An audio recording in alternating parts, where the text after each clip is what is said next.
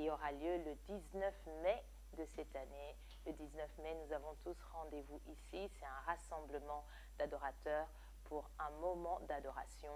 Et nous avions dit que nous étions en train de faire ces émissions pour nous préparer à ce moment que nous allons passer tous ensemble à adorer et élever notre Dieu. Je vous bénis dans le nom de Jésus-Christ et je suis très contente de vous retrouver encore aujourd'hui. Je nous rappelle que nous avons l'opportunité de voir cette émission chaque vendredi à 20 h sur Orao TV à la chaîne 8. Et notre moment d'adoration se déroulera ici dans ces studios, la radio-télévision La Foi en Jésus, le 19 mai, comme je vous le disais. Alors, on a eu l'opportunité lors des dernières émissions de parler de la conscience de l'amour de Dieu, de parler du fait que nous sommes passés de la mort à la vie, de parler du fait que nous sommes en Christ. Et la dernière émission que nous avions faite, nous étions en train de parler de la vie de Dieu. Vraiment, j'aimerais pouvoir insister là-dessus en mettant l'accent sur la puissance de l'amour de Dieu. Parce que très souvent, nous ne sommes pas conscients de la puissance de cet amour.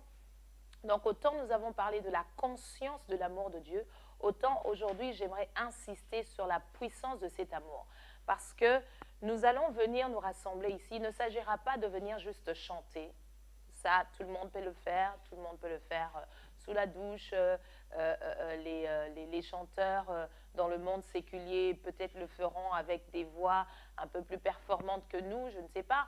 Mais ici, notre différence, c'est que nous sommes les rachetés de Dieu et nous sommes en train d'offrir un culte à notre Dieu. Nous sommes en train de l'élever. Et ce moment-là est un grand moment de communion entre l'homme et Dieu. C'est un grand moment de communion entre celui qui a été racheté par le sang précieux de Jésus-Christ. Alors, j'aimerais nous inviter, si vous avez vos Bibles avec vous, de lire avec moi. La fois dernière, nous avions parlé de l'histoire de la femme samaritaine. Aujourd'hui, il y a un passage qui retient mon attention dans Jean encore. Dans Jean, nous allons peut-être encore lire d'autres passages, mais j'aimerais qu'on lise ce passage-là. Donc, c'est Jean chapitre 5, verset 24. Pour le contexte, comme je nous le disais, c'est toujours important de lire un texte dans son contexte, parce que quand on le sort de son contexte, ça devient un prétexte pour dire un peu tout et n'importe quoi. C'est toujours très important de remettre un texte dans son contexte. Donc, ici, nous sommes dans Jean chapitre 5, le verset 24, mais je lirai à partir du verset 20. Alors, pardon, encore mieux à partir du verset 17. Donc, je dis, mais Jésus leur répondit, mon Père agit jusqu'à présent, moi aussi j'agis. C'était une réponse qu'il était en train de donner, il était en train de parler avec les prêtres à l'époque. À cause de cela, les Juifs cherchaient encore plus à le faire mourir, non seulement parce qu'il violait le sabbat, mais parce qu'il appelait Dieu son propre Père, se faisant lui-même égal à Dieu. Jésus reprit donc la parole et leur dit, en vérité, je vous le dis, le Fils ne peut rien faire de lui-même. Il ne fait que ce qu'il voit faire au Père. Ce qu'il voit faire au Père. Et tout ce que le Père fait, le Fils aussi le fait pareillement. Car le Père aime le Fils et lui montre tout ce qu'il fait. Il lui montrera des œuvres plus grandes que celles-ci, afin que vous soyez dans l'étonnement. Car comme le Père ressuscite les morts et donne la vie, ainsi le Fils donne la vie à qui il veut. Le Père ne juge personne, mais il a remis tout jugement au Fils. Verset 23. Afin que tous honorent le Fils comme ils honorent le Père. Celui qui n'honore pas le Fils n'honore pas le Père qui l'a envoyé. Verset 24, c'est ça qui nous intéresse ici. En vérité, je vous le dis. Celui qui écoute ma parole et qui croit en celui qui m'a envoyé a la vie éternelle et ne vient point en jugement, mais il est passé de la mort à la vie. Je voudrais juste nous rappeler que Jésus-Christ est venu parce que l'homme avait un problème à régler. Il avait désobéi l'homme, quand je parle de l'homme, je parle de l'être humain en la personne d'Adam. Il avait désobéi à la volonté de Dieu dans le jardin d'Éden et il s'était éloigné de Dieu, il était coupé de Dieu spirituellement. Et j'étais en train de faire un commentaire la fois dernière disant que ce n'est pas à ce moment-là que Dieu voulait du coup trouver une solution et dire « Ok, Adam a péché, qu'est-ce que je dois faire ?» Non. Jésus-Christ est l'agneau de Dieu immolé avant la fondation du monde. Dieu n'était pas surpris. Il avait déjà un plan B. Et donc, il est venu lui-même, a pris notre place, la place de l'homme, pour que le châtiment qui nous donne la paix retombe sur lui-même. Ça veut dire qu'il s'est incarné, il a pris notre place et à la place que nous recevions le jugement qui devait tomber sur nous, il est tombé sur lui-même, en la personne de Jésus-Christ. Ésaïe 53 nous le dit, le châtiment qui nous donne la paix est tombé sur lui. Donc aujourd'hui, Dieu serait injuste de nous juger encore comme si nous étions toujours dans cet état de désobéissance. Et j'étais en train de faire un rapport, une relation avec le fait de se retrouver dans une pièce, par exemple, par rapport à l'atmosphère qui se trouverait dans un autre espace. Je donnais l'exemple des studios ici. Je vous disais que je me trouve en ce moment dans le studio. S'il pleut à l'extérieur, moi, je ne serai pas mouillée. Pourquoi est-ce que je donnais cet exemple pratique? Je disais qu'en Jésus-Christ, nous bénéficions de la grâce de Dieu. Nous bénéficions de la miséricorde de Dieu. Nous bénéficions de la couverture, de l'amour de Dieu. C'est là où j'aimerais introduire et dire que l'amour de Dieu est puissante. Elle est plus puissante que la mort. Elle est plus puissante que le péché. Et l'adorateur a besoin de connaître la puissance de cet amour-là pour que dans sa conscience, quand il élève ses mains vers le Seigneur, qu'il soit en paix. Qu'il soit en paix dans sa relation avec Dieu, sachant que tout son péché, quand je dis tout son péché, c'est la nature du péché. Tous ses péchés, ses actes ont été pardonnés. En Jésus-Christ, il est considéré devant Dieu comme saint. Parce que Jésus-Christ a pris notre péché pour nous donner sa justice. Nous avons revêtu la justice de Dieu lui-même. Et aux yeux de Dieu, nous ne sommes plus des pécheurs. C'est quelque chose que nous entendons parfois ou même souvent. Moi, en l'occurrence, avant d'avoir compris ces choses, je priais aussi ainsi. Je pouvais dire, je suis un pécheur, Père, pardonne-moi, je suis un pécheur. C'est un argument contradictoire. C'est une manière de parler qui annule, en fait, qui ne tient pas debout devant Dieu. Parce que lui-même ne considère plus celui qui a accepté Jésus-Christ comme Seigneur et Sauveur comme un pécheur.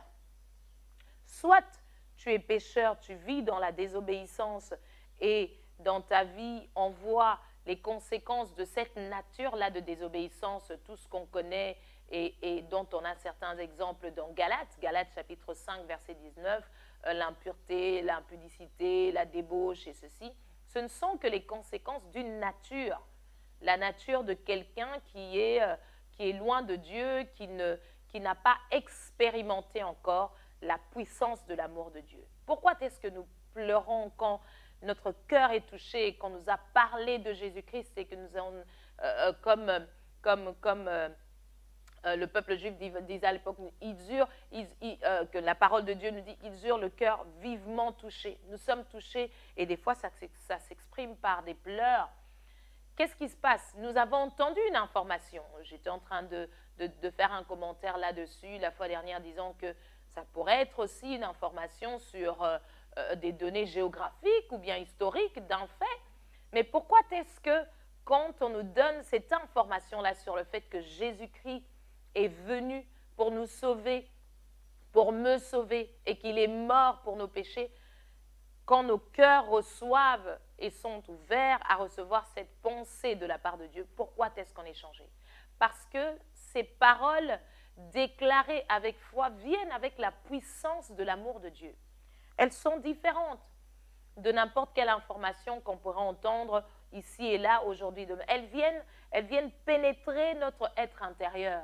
J'étais en train de faire un commentaire encore là-dessus, disant que vous voyez l'enveloppe que je suis, Madeleine Bala à l'extérieur, je parle, mais si je n'ouvre pas ma bouche, vous ne saurez pas qui je suis, vous ne saurez pas comment je m'appelle. Donc le vrai moi est à l'intérieur, et si je décide de le dévoiler, 2 Thessaloniciens, je vais vérifier pour ne pas dire des bêtises, 5, attendez, j'y suis, nous apprend que nous avons 3 parties. 1 Thessaloniciens 5, 23. Que le Dieu de paix vous sanctifie lui-même tout entier et que tout votre être, l'esprit, l'âme et le corps soient conservés irrépréhensibles lors de l'avènement de notre Seigneur Jésus-Christ. Tout votre être. On comprend que l'homme est esprit, il possède une âme, le siège de ses pensées, de ses raisonnements, de sa manière de réfléchir, de ses émotions et le corps qu'on voit par lequel nous pouvons agir et manifester les choses. Et j'étais en train de dire que ces 3 parties doivent être offertes à Dieu. Ces 3 parties doivent être en adoration devant Dieu. Parce que là où nous recevons le salut, c'est dans notre esprit. Nous recevons la vie de Dieu dans notre esprit, dans notre être intérieur. Et nos pensées, c'est là où il y a le siège de toute notre manière de réfléchir, notre éducation, comment est-ce que nous avons vécu avant de recevoir Jésus-Christ. Et c'est souvent là que ça fait obstacle à la volonté de Dieu, à la manifestation de cet amour de Dieu que nous recevons dans notre esprit. Là où nous recevons le salut, c'est dans notre esprit. Et au travers de nos pensées, nous méditons sur cet amour et alors nous changeons notre manière de nous comporter et ça se voit et on appelle ça le fruit de l'esprit. Le fruit de l'esprit. Il y a un frère que je connais qui a ajouté à son nom fruit de l'esprit. Quand j'ai vu ça, j'ai rigolé, mais après j'ai compris que ça nous aide à nous rappeler qui nous sommes. Il a mis son nom et il a ajouté fruit de l'esprit. Ça, j'ai trouvé ça. Quand j'ai compris finalement, le Saint-Esprit m'a aidé à comprendre. Je dis, c'est un choix qu'il a fait et c'est un choix qui va certainement rappeler à sa mentalité qu'il est né de nouveau et ça va l'aider à marcher d'une manière correcte devant Dieu. Parce que c'est de notre responsabilité. Nous recevons l'amour de Dieu. Nous recevons la puissance de cet amour qui vient nous changer à l'intérieur, mais que ça passe de l'intérieur vers l'extérieur. C'est le travail de celui qui est né de nouveau. C'est le travail de celui qui a reçu Jésus-Christ. Mais ce travail ne se fait pas par nous-mêmes. Parce que déjà, pour sortir du péché, nous n'étions pas capables de nous sortir de là nous-mêmes. Ce travail-là, quand je dis que quand on reçoit Jésus-Christ, des fois ça se manifeste par des pleurs, c'est le Saint-Esprit qui vient dans nos cœurs. Romains chapitre 5, verset 5 nous apprend cela, je vais le lire rapidement, que c'est le Saint-Esprit qui répand l'amour de Dieu dans nos cœurs. Le Saint-Esprit, l'Esprit de Christ, Christ a dit à ses disciples, je m'en vais vers le Père, mais je ne vous laisse pas orphelin, je ne vous laisserai pas seul, je vous enverrai le Saint-Esprit, le Consolateur. Il vous conduira dans toutes choses, il vous rappellera ce que je vous ai dit. Le Saint-Esprit, c'est l'Esprit de Christ, c'est l'Esprit de Dieu qui vient nous rappeler ce que nous avons reçu, qui vient nous rappeler, je veux dire, rappeler à nos pensées ce que nous avons reçu dans notre esprit. Nous avons reçu l'amour de Dieu, nous avons reçu la nature de Dieu, nous avons reçu la vie de Dieu. Et le Saint-Esprit est là pour nous aider dans notre marche. C'est le consolateur pour nous aider dans notre marche quotidienne. C'est le guide, c'est celui qui vient ouvrir la révélation dans les écrits de la parole de Dieu. Et Romains 5, chapitre 5, dit, je vais lire depuis le début, comme ça on voit le contexte, ça parle du fruit de la justification par la foi. La justification, c'est ce qui s'est passé. Quand nous décidons de recevoir, de prendre cette grâce qui nous est donnée, devant Dieu, nous sommes lavés de tous nos péchés, nous sommes justifiés, nous sommes considérés comme saints devant le Père. Et cela se passe par la foi. Qu'est-ce qu'est la foi? La foi, c'est la réponse que nous donnons de manière réfléchie, de manière volontaire, de manière voulue à cette grâce-là qui nous est donnée. La foi répond à la grâce. La foi, c'est le fait de croire en ce que Dieu nous a donné. C'est tout simplement ça, la foi. Et donc, dès l'instant où chacun décide, celui qui décide d'accepter Jésus-Christ comme Seigneur et Sauveur, le fait d'avoir cru que celui qui est venu il y a 2000 ans, nous ne l'avons pas vu physiquement, mais au travers de la parole de Dieu, nous recevons la vie de Dieu et nous pouvons sentir dans notre être intérieur, dans tout notre être, que nous sommes transformés et de dire, je décide de croire que ce qui s'est passé il y a 2000 ans, c'était aussi pour moi. Je décide de laisser ma vie soumise au Saint-Esprit au travers de la parole de Dieu et de la méditation. C'est ça la foi. Parce que cette personne-là, nous ne l'avons pas connue, nous ne l'avons pas vue, mais nous décidons de marcher selon ces paroles de grâce, cette vie de Dieu qui vient transformer notre être intérieur. C'est ça la foi. Étant donc justifiés par la foi, nous avons la paix avec Dieu par notre Seigneur Jésus-Christ, notre Sauveur, notre Rédempteur, à qui nous devons d'avoir eu par la foi accès à cette grâce dans laquelle nous demeurons fermes. Le fait de demeurer ferme, on s'affermit quand je vois l'image ici d'un laboureur qui a planté, mais il doit veiller à venir de temps en temps mettre un peu d'eau s'il ne pleut pas, défricher, enlever les herbes mortes pour veiller à ce que la plante croisse correctement. C'est ça. Demeurer ferme, c'est veiller au travers de la parole de Dieu. Veiller, méditer la parole de Dieu. Romains chapitre 12, verset 1 à 2 nous l'apprend que au verset 2 dit « Soyez transformés par le renouvellement de l'intelligence. » C'est qui renouvelle son intelligence? C'est toi-même. C'est un travail voulu. C'est quelque chose de planifié, d'intentionnel. Si quelqu'un veut réussir à une interro, normalement, il veillera à ce qu'il étudie.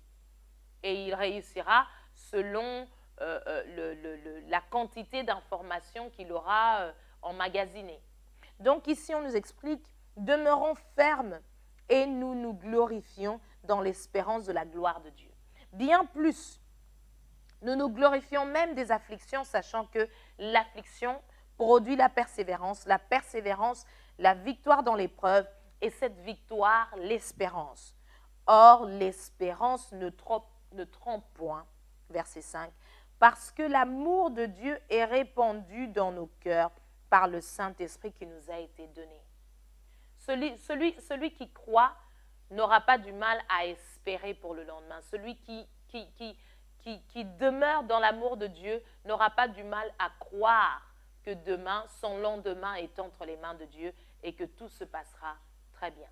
Donc ici, j'aimerais nous rappeler que ce que Dieu a fait pour nous n'était pas banal. Ce n'était pas juste quelque chose de comme ça, de simple. Oui, et puis quand nous acceptons Jésus-Christ, oui, j'accepte Jésus-Christ comme Seigneur et Sauveur dans ma vie. Et puis c'est comme ça que, je ne sais pas si ça a été votre cas, mais moi j'étais dans ce cas-là. Je ne suis en train de juger personne parce que moi-même je sais très bien comment ça se passe quand on n'a pas bien compris la grâce de Dieu et le salut. Je vous dirais que je ne sais même plus le nombre de fois où je suis allée et qu'on appelle celui qui va accepter Jésus-Christ. Je suis allée devant pour recevoir Jésus-Christ. Et puis je repars, et puis je vis ma vie comme je veux la vivre. Et puis je me retrouve encore dans une circonstance où on parle de Dieu et puis on fait l'appel, je vais encore pour recevoir Jésus-Christ. Je ne sais pas le nombre de fois que j'ai fait, 30 fois, je ne m'en souviens plus dans ma petite vie. Donc, pour vous dire que tant que la compréhension du salut n'a pas pénétré le raisonnement, la pensée, l'âme de la personne, la vie ne va pas changer. La vie chrétienne de cette personne-là sera comme celui qui a adhéré à un club de fitness. Il y va quand il veut. Il n'a pas vraiment compris qu'il a besoin de maintenir son corps en forme et qu'il le fait pour un but précis. Il y va parce que peut-être il y a ses copains qui y vont aussi, ça devient un fait social. Et beaucoup d'entre nous, souvent, nous sommes dans ce cas-là. Et quand nous sommes dans ce cas-là, il nous est difficile d'adorer. Nous allons considérer simplement que ce sont des paroles que nous chantons. Ah, tu es tout pour moi, tu es tout pour moi. Ouais, ce sera des paroles. Mais quand on a compris l'amour de Dieu, quand on a compris le salut en Jésus-Christ, l'adoration est une conséquence simple. L'adoration, la source, l'essence, le début, je ne sais pas quel vocabulaire je dois mettre là-dessus, le commencement, la base, voilà, la base de l'adoration, c'est la compréhension du salut que Dieu nous a donné en Jésus-Christ. Comment est-ce que lui-même est venu, a pris la chair humaine, est né en Marie, a grandi et a accompli ce plan. Dieu n'était pas pressé, il a pris son temps. Ce n'était pas l'œuvre d'un être humain, c'est l'œuvre de lui-même, le Créateur. Il a voulu nous restaurer dans la relation que nous avions avec lui et aujourd'hui nous sommes réconciliés avec Dieu. Tout celui qui est en Jésus-Christ, moi je dis toujours être en Jésus-Christ, ce n'est pas le simple fait d'avoir accepté Jésus-Christ. Jésus a dit, si vous demeurez en moi et que mes paroles demeurent en vous, ça veut dire deux choses. Ça veut dire que demeurer en moi, croire, comprendre que maintenant vous avez changé de localisation géographique spirituelle. Colossiens 1, 12 à 14, j'étais en train de le partager la fois dernière disant que Paul est en train de parler aux chrétiens de Colosse. Il leur explique, il dit que vous devez savoir rendre grâce à Dieu, rendez grâce au Père qui vous a rendu capable d'avoir part à l'héritage des saints, qui vous a transporté du royaume des ténèbres au royaume du Fils de son amour. C'est un changement radical qui s'est passé à cet endroit-là et beaucoup d'entre nous n'en sommes pas conscients. Nous vivons notre vie simplement en disant « j'ai accepté Jésus-Christ ». Mais tu n'as pas compris que tu as changé de position spirituelle. Tu n'as pas compris que tu es entré en Christ. En Christ, tu es comme moi, je serai par exemple dans ces locaux. S'il pleut à l'extérieur, je ne le saurais même pas. Je ne suis pas consciente de ce qui se passe à l'extérieur. Ma condition, mon existence, ma vie dans ces locaux est différente, est conditionnée par ce qui se passe dans ces locaux-ci. Je ne vois pas ce qui se passe à l'extérieur. Ce qui se passe à l'extérieur ne me regarde pas et ne m'influence pas. Ça veut dire que quand je suis née de nouveau, il est de mon devoir de savoir de quoi est-ce que le royaume de Dieu consiste. Quel est cet amour dont on m'a parlé, j'ai pleuré, j'ai reçu cette vie. Mais ça ne s'arrête pas là. Il est de notre devoir de veiller à ce qu'on nous a expliqué et qui nous a attirés soit maintenant une connaissance qui est assise et qui tient notre foi ferme et qui tient notre relation avec Dieu. Je suis mariée. Dans ma relation avec mon mari, il faut qu'il y ait une communion. S'il n'y a pas de communion, nous serons comme deux individus qui vivent dans une maison, à la limite des colocataires. Il y a une intimité qu'il y a entre mon époux et moi. Donc, c'est ça qui doit avoir entre celui qui a reçu Jésus-Christ comme Seigneur et Sauveur et son Dieu. On dit à la foi, ajouter la connaissance. Si Dieu est pour toi que ce que l'on t'a appris ce jour-là où tu as reçu Jésus-Christ, tu as ta Bible, mais tu la lis tous les dimanches, tu as tes amis, mais tes amis ne te conduisent qu'à continuer à vivre cette vie-là que tu vivais avant, il n'y aura pas l'efficacité de cette parole que tu as reçue. Tu es né de nouveau, c'est vrai. Dans ton esprit, tu es transformé. Mais physiquement, on ne verra pas le changement. Physiquement, on ne verra pas de différence entre toi et celui qui est encore pécheur. C'est comme ça qu'aujourd'hui, on entend beaucoup de commentaires sur les enfants de Dieu, par-ci, par-là, ce qu'il n'a pas, il ne manifeste pas le fruit de l'esprit. Oui, pourquoi? Parce qu'il n'a pas veillé à renouveler son intelligence sur ce qu'il a reçu. Qu'est-ce qui se passe quand on reçoit Jésus-Christ comme Seigneur et Sauveur? On vient déjà avec un certain bagage. Autant on est avancé en âge, autant on a un certain bagage culturel, familial, d'éducation, qui n'est pas nécessairement basé sur les principes de Dieu et encore plus sur l'amour de Dieu. Du coup, on agit dans la vie bien, mal, voilà, on continue à vivre sa vie, mais ce n'est pas selon les vertus divines.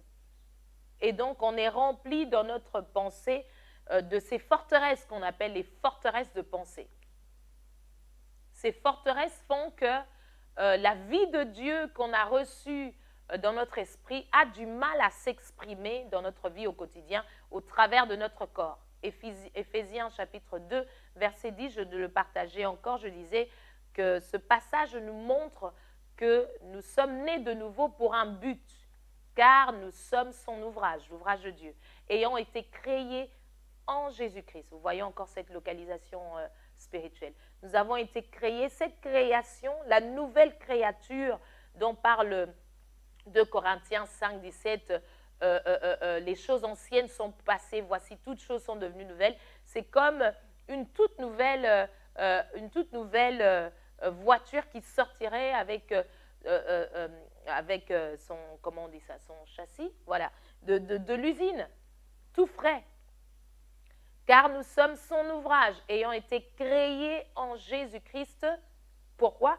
Pour des bonnes œuvres que Dieu a préparées d'avance. Il y a un canevas, il y a un schéma, il y a une manière de faire que Dieu a déjà destiné. Et Jérémie 29, verset 11, si je ne m'abuse, nous dit que Dieu a un plan de bonheur pour nous, afin que nous ayons un avenir et de l'espérance. Donc, ce canevas, ce schéma, ce n'est pas un schéma de malheur pour nous. On nous dit, ah, moi, je ne veux pas suivre les choses de Dieu, il y a de la misère, on vit difficilement. C'est parce qu'on n'a pas compris, c'est parce qu'on vit encore selon nos propres raisonnements. Mais quand on apprend à rester soumis au Saint-Esprit, on marche dans cet amour-là, et il deviendra pour nous difficile de manifester encore des actes de péché, de vivre encore dans cette vie de péché-là. Parce que 1 Jean nous l'apprend, celui qui aime Dieu ne pratique pas le péché. Il est impossible d'avoir reçu la vie de Dieu et de vivre encore dans le désordre. Quand on a reçu la vie de Dieu et qu'on en est conscient, il nous est impossible de continuer à pratiquer et à aimer cette vie-là de désordre. Donc, c'est ce que je voulais nous rappeler aujourd'hui, que nous avons reçu la vie de Dieu, que cette vie-là est puissante en nous. Voilà, je crois que je vais clôturer par là. Que nous avons, que l'amour de Dieu est puissant. L'amour de Dieu nous a sortis de la condition, d'une condition dans laquelle nous ne pouvions pas nous sauver lui-même. Et il est de notre devoir de veiller à comprendre dans la parole de Dieu. Le Saint-Esprit est là pour nous apprendre les Écritures, pour nous aider à renouveler notre intelligence. Et au lieu des forteresses, des pensées, des choses qu'on a reçues avant qui ne sont pas nécessairement en ligne avec la volonté de Dieu, nous serons entourés de la forteresse de l'amour de Dieu dans nos pensées. Nous serons gardés dans cet amour. Nous serons gardés dans cette puissance et elle va conditionner notre comportement. Elle va conditionner notre vie. Elle va conditionner notre adoration. Et quand notre adoration sera manifeste, elle sera consciente, elle sera intentionnelle. Quand j'élève ma voix et je dis mes mains, je dis Père, je te rends grâce pour ton amour que tu as manifesté pour ma vie en Jésus-Christ. Je crois que c'était aussi pour moi et je crois que tu me voulais du bien. Et je te bénis, je te rends grâce. Ce sont des paroles qui, quand elles sortent avec foi et la connaissance de la parole de Dieu, elles ont la capacité de changer, de transformer la vie de quelqu'un. Si c'est un chanteur qui est en train de le chanter, ces paroles-là, c'est l'évangile même qui a la puissance de guérir. C'est comme ça que vous entendrez quelqu'un qui chante et paf, quelqu'un se lève d'une chaise roulante. Pourquoi? Parce que la vie de Dieu est transportée dans ces paroles avec foi et elle impacte les autres. Nous sommes nés pour un but, nous sommes nés de Dieu, nous sommes en Jésus-Christ. Je disais aussi l'autre fois que nous sommes différents. Gardons, je m'inclus à l'intérieur, gardons, nous sommes tous au même pied, nous sommes tous en Jésus-Christ. Ici, nous nous exhortons, gardons à cœur cette pensée que nous sommes différents. Nous sommes en Jésus-Christ et que l'œuvre de Dieu dans la mort et dans la résurrection de Jésus-Christ, ce n'était pas quelque chose de banal, c'était quelque chose de puissant. Et quand nous apprenons à rester soumis au Saint-Esprit au travers de la parole de la méditation, c'est là que nous en prenons petit à petit conscience et notre adoration devient efficace, notre adoration devient effective. Je disais que ce n'est pas seulement les moments, mais c'est parce que nous sommes adorateurs nous-mêmes dans notre vie que nous venons nous rassembler. Hein, comme on a dit, c'est un rassemblement d'adorateurs. Donc, c'est un rassemblement de ces personnes-là qui sont nées de nouveau.